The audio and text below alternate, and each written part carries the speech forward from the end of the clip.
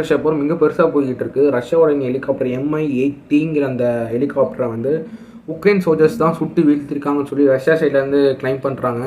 Because அது take off ஆகி அது எங்கே போச்சுன்னே தெரில. அதில் வந்து 19 பேசஞ்சர்ஸ், 3 க்ரூ மெம்பர்ஸ், 2 பைலட்ஸ் இருந்திருக்காங்க.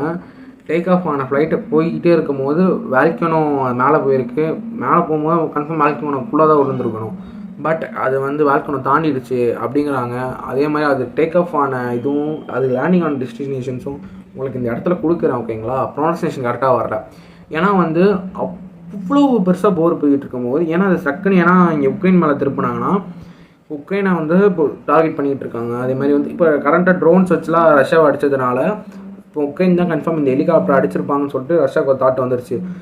இதுலேயே அவங்க பழி வாங்குறேன்ட்டு அதுக்கான இப்போ வந்து F-16 போர் விமானம் இருக்குங்களா, உக்ரைனோடைய போர் விமானம் மேலே போயிட்டு இருக்கும்போது ரஷ்யனுடைய பாம்பர் ஃப்ளைட்ஸ் வந்து தாக்கி அழிச்சிட்டாங்க.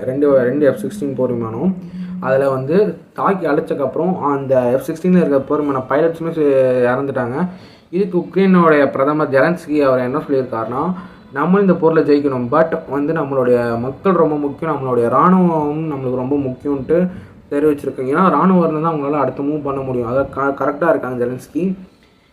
நீங்கள் அட்டாக் பண்ணுங்க, பட் உங்கள் உயிருக்கு எந்த விதமான சேதமும் ஆகக்கூடாது அப்படின்னு சொல்லிட்டு அட்வைஸ் கொடுத்துருக்காங்க உக்ரைன் நாட்டு இராணுவத்துக்கு ஜெலன்ஸ்கி அவர்கள். பட் இந்த போர் போக போக ரொம்ப பெருசாக போய்கிட்டு இருக்குது. இப்போ அடுத்து லெபனான் இஸ்ரேல் வேறு போய்கிட்டு இருக்குது. அதோட வீடியோ நான் போட்டிருக்கேன், நீங்கள் செக் அவுட் பண்ணலாம். இல்லை டிஸ்கிரிப்ஷனில் தரேன், இல்லைனா ஃபஸ்ட் கமெண்டில் தரேன், செக் அவுட் பண்ணி பார்த்துக்கோங்க. அதுவரை உங்களை நடைபெறுவது உங்கள் MS Tom Cruise. பை.